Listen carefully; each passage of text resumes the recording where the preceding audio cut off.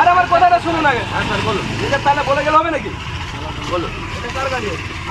ম্যাডামের গাড়ি আছে। কোন ম্যাডাম? কি করে? ওনার তো দুনিয়ার পার্কিং আছে ওইখানে। না এখন কি যেতে হতে পারে? এখনই আমি ওই সব জায়গায় তখন আপনি বললেন না। আরে বেরোননি এখনো। না। আমাদের গাড়ি যখন যায়, পাবলিক যখন গাড়ি নিয়ে যায়, ডক্টর জন্য রিজার্ভ আছে পার্কিং। তাহলে এই গাড়িটা এখানে কেন? আমাদেরও সেম কেস।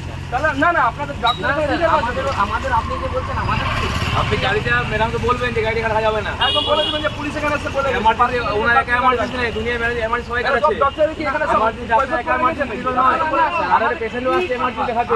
গাড়িতে প্রেজেন্ট একদম এখনই ফোন করে এখনই এবার যদি কেউ আপনি যদি বলেন আমি এখনই বেরিয়ে যাব।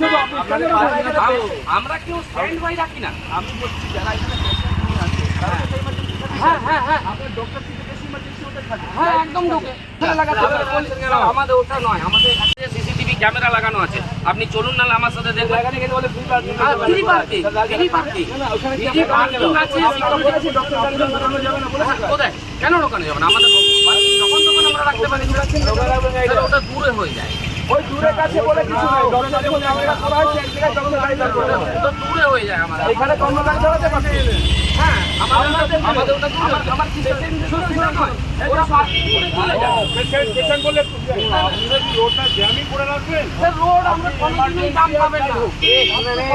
আপনারা সবাই বন্ধ করতে আসেন এখানে। আপনারা বলে হলো গাড়ি থাকবে না আপনার। এটা ফাইনাল কথা। আপনারা বন্ধ করতে আপনারা পার্কিং ঠিক আছে স্যার আমরা পার্কিং রাখবেন। আর সমস্যা হয় ম্যাডাম গাড়ি মালিক বাড়াবে দেখি কেউ না রাখা পারবে না কেন পারবে কেন ফাইন করতে না। এগুলো ফাইন করতে বলছি। আমি তো স্যার প্রেজেন্ট আছি গাড়িতে, আমি তো রিজেক্ট নই। হ্যাঁ বাবা ওখানে গাড়ি ডক্টর গাড়ি ওখানে ঢুকলো না, ওখানে জায়গা ফাঁকা আছে। ওখানে একটা যদি সিটিজেন গাড়ি রাখতো সেই গাড়িটা আপনি জায়গাটা ক্যাপচার করে রেখেছেন। হ্যাঁ এবারে বলি স্যার, আপনি যখন বললেন তখন একটা কথা বলি। মিশন হসপিটালে কোনো ছাদন নেই, ঠিক আছে? ওই সময় বুঝি না ছাদন নেই, ফাদন নেই, আমাদের বসার জায়গা নেই, ড্রাইভারদের কোনো ওখানে বসার আমি জায়গা সেখানেই বসে আছি নাকি তোমার? বলছি আমি সেখানেই বসে আছি। বলছেন বলে বলছি একদম গাড়ি না লাগাবে কাল থেকে। একদম কেন লাগাবো? তোমার সেখানেই বসে আছি, আপনি বলতে পারবেন এখন থেকেই লাগাবো। একদম নিয়ে যাও কেন?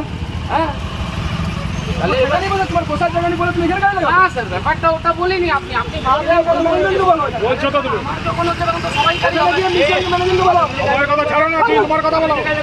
সবার হবে। দেখি তুমি ইয়ে লাগাচ্ছ নাকি? একদম ভিতর আমার হবে কার হোক তুমি দেখি একদম না আপনাদের আমার উপরে না, তুমি পাবলিকের সাথে কিরকম বিহেভ করে নিজে বুঝে তো? আমরা কোনোদিনই বাড়িতে সবাই করে না। তার সাথে কেউ কথা বলতে সেটাই নিয়ে নিবে না। আরে আমার কথাটা শুনুন আগে। এটা তাহলে বলে গেলে হবে নাকি? বলুন। এটা কার গাড়ি? ম্যাডামের গাড়ি আছে। কোন ম্যাডাম? কি করে? ওনার তো দুনিয়ার পার্কিং আছে ওইখানে। না এখন কি যেতে হতে পারে? এখনই আমি ওই সব জায়গায় তখন বললেন না। আরে বেরোননি এখনো। না। আমাদের গাড়ি যখন যায়, পাবলিক যখন গাড়ি নিয়ে যায়, ডক্টর জন্য রিজার্ভ আছে পার্কিং। তাহলে এই গাড়িটা এখানে কেন? আমাদেরও সেম কেস। তাহলে না না আপনাদের ডক্টর রিজার্ভ আছে। আমাদের আপনি যে বলছেন আমাদের আপনি গাড়িটা ম্যাডামকে বলবেন যে গাড়ি রাখা যাবে না। একদম বলে দেবেন যে পুলিশ এখানে এসে বলে এমার্জেন্সি ওনার একা এমার্জেন্সি নেই, দুনিয়া এমার্জেন্সি সবাই আছে। ডক্টর কি এখানে সব এমার্জেন্সি একা এমার্জেন্সি নয়, আর একটা পেশেন্টও আসছে এমার্জেন্সি দেখাতে। গাড়িতে প্রেজেন্ট একদম এখনই ফোন করে এখনই এবার যদি কেউ আপনি যদি বলেন আমি এখনই বেরিয়ে যাব। আপনাদের আমরা কেউ স্ট্যান্ড বাই রাখি না। আমি বলছি যারা এখানে পেশেন্ট নিয়ে আসে তারা তো ইমার্জেন্সি থাকে। হ্যাঁ আপনার ডক্টর থেকে বেশি ইমার্জেন্সি ওদের থাকে। হ্যাঁ একদম ঢোকে। আমাদের ওটা নয়, আমাদের স্কুল টাইম কোন ক্লাসে পড়ছে?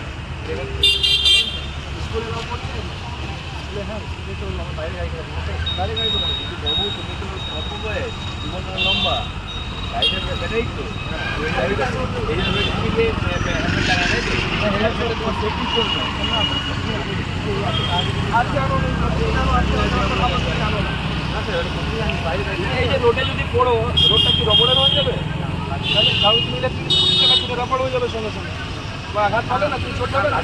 তাহলে হেলমেটটা তোমাদের সেফটির জন্য, হেলমেট আমাকে দেখানোর জন্য নয় কিন্তু অ্যাকচুয়ালি তোমার জীবন তোমাকে বাঁচাতে হবে।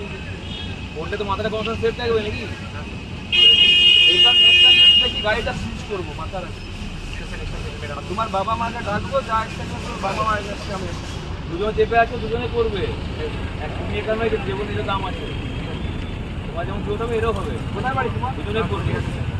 পুরুলিয়া থেকে আসছো বিনা হেলমেটে চিন্তা করবে বাইরে এখন মেন রাস্তায় চাপ দেবে কত চলতি রাস্তা আছে আমাদের বেঁধে যাওয়ার রাস্তা, তুমি ওইদিকে যাবে অত দূরে আর বিনা হেলমেটে যাচ্ছে, তোমার ট্রাফিক সিকিউরিটি বলে কোনো জিনিস নেই। পুলিশ বললে তখন হেলমেট লাগালে তুমি কি আছে তো তুমি কি করে দেবে হেলমেট? টিকিট ওখানে স্যার বড় হেলমেট তাহলে স্কুলে কেটে জমা করে দেবে, স্কুটি নিয়ে আসবে। স্কুলে কেটে জমা করে দেবে যে হেলমেট জমা করলাম, আবার আমার হেলমেট নিয়ে নেবে। নেক্সট টাইম ধরলে ভাই আমি তোমার বাবা মাকে ডাকবো, গাড়ির সমস্ত পেপার আমি চাইবো, শুধু কিনেছো কোথায় কিনেছো কবে কিনেছো সব পেপার চাইবো, তাহলে কোর্ট চালান।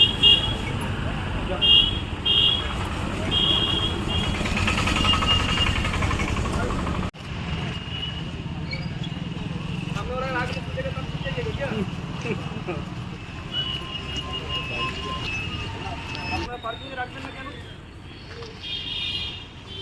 না আর আপনি গাড়ি ইমিডিয়েটলি সরান, নাহলে আমি ফাইন করবো। ইমিডিয়েট গাড়ি এখান থেকে সরান।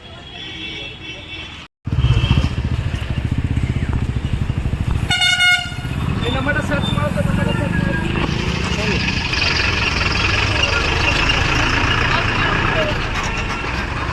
টার্নিং টার্নিং একদম কাম করে দেবে। পাশে এটা ওই গাড়িটা এই অর্জবাবু এটা ফোন করে ডাকুন তো এই লোকটা। পার্কিং নিয়ে যেটা আমরা দেখলাম গত দুদিন আগে মিশন হসপিটালের সামনে পার্কিং করা নিয়ে প্রশাসনের সঙ্গে একটু বাকবিতণ্ডা তর্কাতর্কি হয়েছিল।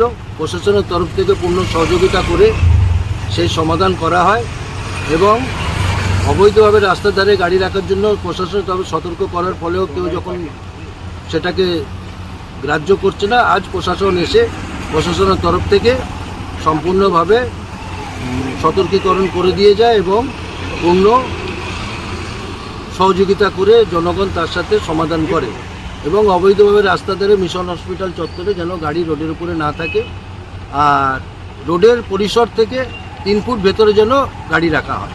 প্রশাসনের তরফ থেকে এইটাই সতর্কীকরণ করে দিয়ে গেছে আজকে।